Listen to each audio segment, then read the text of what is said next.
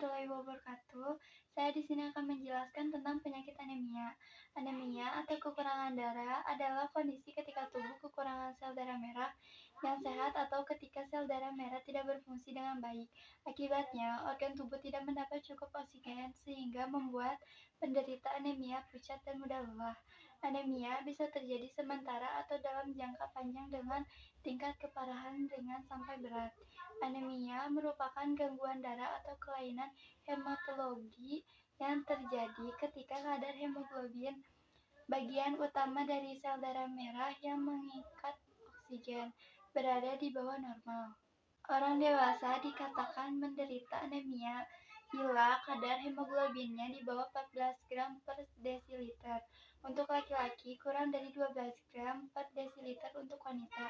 Anemia dengan kadar hemoglobin di bawah 8 gram per desiliter sudah tergolong berat. Kondisi ini disebut dengan anemia grafis. Penyebab anemia. Anemia terjadi ketika tubuh kekurangan sel darah merah sehat atau hemoglobin. Akibatnya, sel-sel dalam tubuh tidak mendapat cukup oksigen dan tidak berfungsi secara normal, atau bisa disebut hipoksemia. Secara garis besar, anemia terjadi akibat 3 kondisi berikut ini. Yang pertama, produksi sel darah merah yang kurang. Yang kedua, kehilangan darah secara berlebihan. Dan yang ketiga, hancurnya sel darah merah yang terlalu cepat. Berikut ini adalah jenis-jenis anemia yang umum terjadi berdasarkan penyebabnya. Yang pertama, anemia akibat kekurangan zat besi. Kekurangan zat besi membuat tubuh tidak mampu menghasilkan hemoglobin. Kondisi ini bisa terjadi akibat kurangnya asupan zat besi dari makanan atau karena tubuh tidak mampu menyerap zat besi. Yang kedua, anemia pada masa kehamilan. Ibu hamil memiliki nilai hemoglobin yang lebih rendah, tetapi hal ini normal. Meski demikian, kebutuhan hemoglobin meningkat saat hamil sehingga dibutuhkan lebih banyak zat pembentuk hemoglobin, yaitu zat besi, vitamin B12, dan asam folat. Bila asupan ketiga nutrisi tersebut kurang, maka dapat terjadi anemia yang bisa membahayakan ibu hamil maupun janinnya. Yang ketiga, anemia akibat pendarahan. Anemia dapat disebabkan oleh pendarahan berat yang terjadi secara perlahan dalam waktu lama atau terjadi seketika. Penyebab bisa cedera, gangguan menstruasi, wasir, peradangan pada lambung, kanker usus, atau efek samping obat, seperti obat antiinflamasi non-steroid. Anemia karena pendarahan juga bisa jadi merupakan gejala cacingan akibat infeksi cacing tambang yang menghisap darah dari dinding usus.